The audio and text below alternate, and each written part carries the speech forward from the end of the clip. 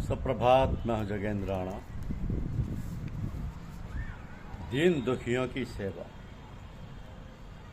यह हमारी आज की आध्यात्मिक चर्चा का विषय। दीन दुखियों की सेवा।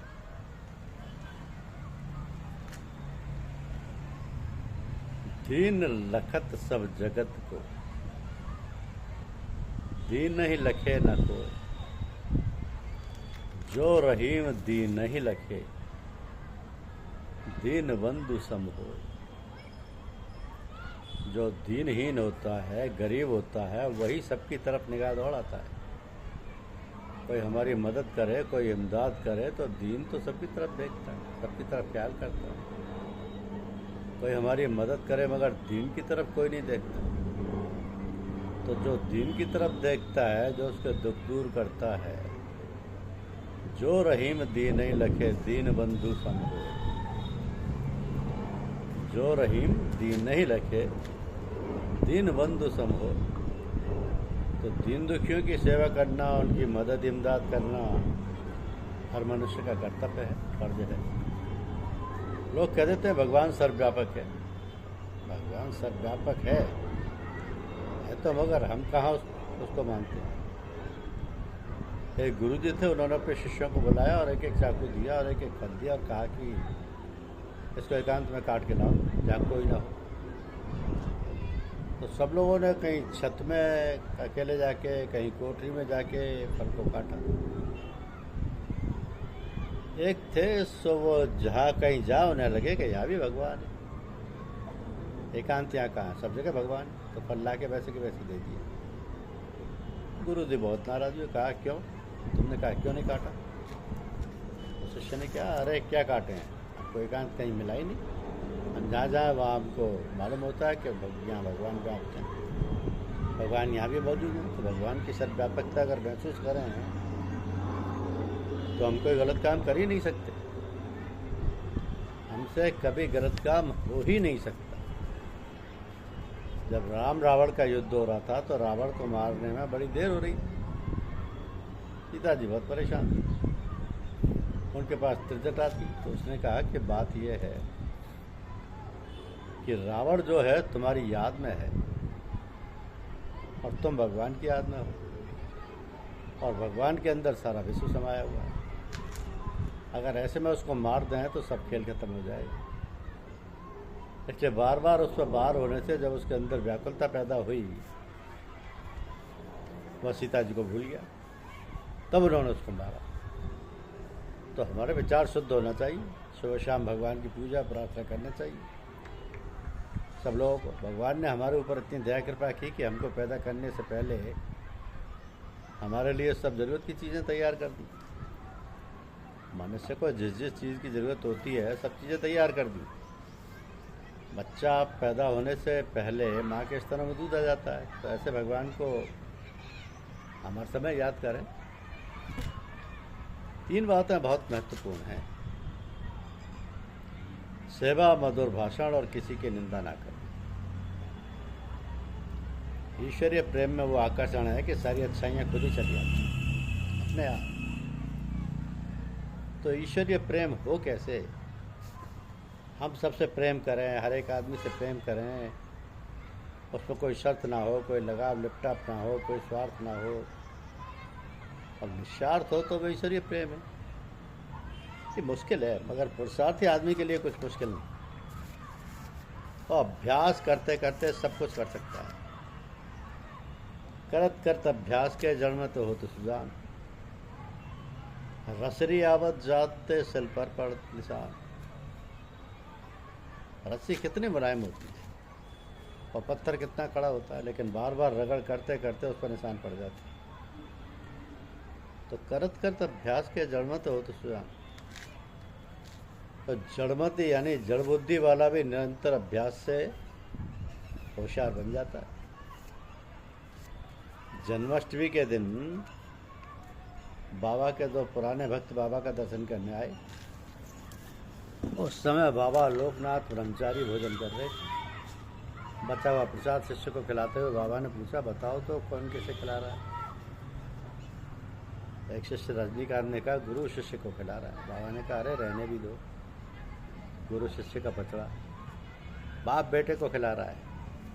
अन्य भक्त यामिनी राय से उन्होंने पूछा तुम्हारा क्या विचार है? तो यामिनी राय ने कहा आप मेरे मुंह में डाल रहा हो, मैं उसे चबा रहा हूँ। बाबा ने कहा गुरु शिष्यों के लिए यही करते हैं, मुंह तक पहुँचा देते हैं। शिष्य स्वयं उसे चबाकर उसके तत्वों से देह मन को पुष्ट बनाता है। अब देह मन को पुष्ट बनाने की जिम्मेदारी गुरु की नहीं है। गुरु द्वारा प्रदत्त वस्तु की सार्थकता तभी आएगी जब शिष्य अपने प्रयत्नों से अपनी उन्नति के लिए सहायक के रूप में उसे ग्रहण करेगा। फिर आगे एक प्रश्न में उत्तर में बाबा ने कहा जो जी माए करो पर ताप ना लगने पाए। अब ये ताप क्या है? सुख दुख और जय पराजय के मन पर जो प्रतिक्रिया होती है वही ताप है। कोई भी स्थिति आए उसे पूर्ण निर्विकार रूप से ग्रहण करना चाहिए। सुख के समय न उल्लास और न दुख के समय कष्ट की भावना मन में उत्पन्न। विजय प्राप्त करने पर उल्लासित और पराजय पर गिलानी अनुभव ना हो। जब मन की स्थिति हो तब कुछ करो। मनुष्य अपनी मानसिक उन्नति के साथ साथ अच्छे बुरे कर्मों की समीक्षा करता है। जो कुछ बुरा है समाज में, जो कुछ निंदित है उसे नहीं करना चाहिए। तो गुरु शिष्य के लिए क्या करते हैं? शिष्य की आंखें खोल देते हैं। अज्ञानी अंधा होता है, अज्ञान रूपी अंधे की आंखें गुरु खोल देते हैं। वेद शास्त्र उपनिषद पुराण गीता चंडी के रहते गुरु की क्या आवश्यकता है? वेद शास्त्र ज्ञान की शिक्षा दे सकता है और उससे विज्ञान की प्राप्ति नहीं होती।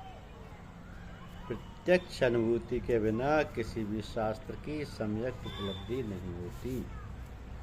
इसी अनुभूति के लिए गुरु की आवश्यकता होती है। शास्त्रों ने भी कहा है कि गुरु से पाठ लेना चाहिए। बंधन और मुक्ति के कारण क्या है? गुरु तो बंधन से मुक्त करता है। ये जो माया है, माया देवी ने स्थावर जंगम की सृष्टि की है। आराधना के माध्यम से अगर देवी का या देवी को प्रसन्न किया जाए तो वह कृपा करके जीव को मुक्ति देती है। भूख मिटाने के लिए जितने भोजन की आवश्यकता होती है उतना ही खाना चाहिए। बिना भूख के भोजन नहीं करना चाहिए। क्षुधा की पूजा करें, लोभ की नहीं। भोग्य वस्तुओं के भोग से कामना की निवृत्ति नहीं होती। ये तो आग में घी गिरने की तरह होता है, बिना भोग के कर्म ही होता है। ये सारी बातें परस्पर विरोधी प्रतीत हो रही हैं, पर ऐसा है नहीं। उपभोग द्वारा कर्म की वृद्धि होती है और भोग के द्वारा कर्म का क्षय होता है। तो विचार पूर्वक किया जाने वाला भोग भोग होता है और इच्छानुसार भोग ही उपभोग है। उदाहरण के लिए कोई खाद्य वस्तु खाने की इच्छा हुई पर बिना उसे खाए उलट पुलट कर रख दिया, यह भी एक प्रकार का उपभोग है। प्रकृति वास्तव में दो प्रकार की है, विद्या और अविद्या। और विद्या की पूजा से मुक्ति मिलती है और अविद्या से बंधन। तो कभी कभी इन दोनों का अंतर समझना कठिन हो जाता है। इस संशय को गुरु सुलझा देते हैं। अब सच तो यह है कि संसार त्रिविध ताप से पूर्ण है। वाक्य बाण, वित्त विच्छेद, बाण और बंदूक विच्छेद बाण, वाक्य बाण, वित्त विच्छेद बाण और बंदूक विच्छेद बाण। तो जो इन तीनों बाणों को बर्दाश्त कर लेता है उसके लिए मृत्यु पर विजय प्राप्त कर लेना कठिन नहीं होता। इन त्रिविध तापों से डरकर जो लोग संन्यास ले लेते हैं उन्हें सन्यासी नहीं मानना चाहिए। कर्म त्याग करने की अपेक्षा कर्म करना श्रेयस्कर है। तो ये जो त्रिविध ताप है, त्रिविध ताप से पूर्ण है। त्रिविध ताप क्या है? वाक्य बाण, वित्त विच्छेद बाण और बंधु विच्छेद बाण। जो इन तीनों तापों को बर्दाश्त कर लेता है उसके लिए मृत्यु पर विजय प्राप्त कर लेना कठिन नहीं होता। इन त्रिविध तापों से डरकर जो संन्यास लेते हैं उसे सन्यासी नहीं मानना चाहिए। बस गुरु की कृपा बनी रहे।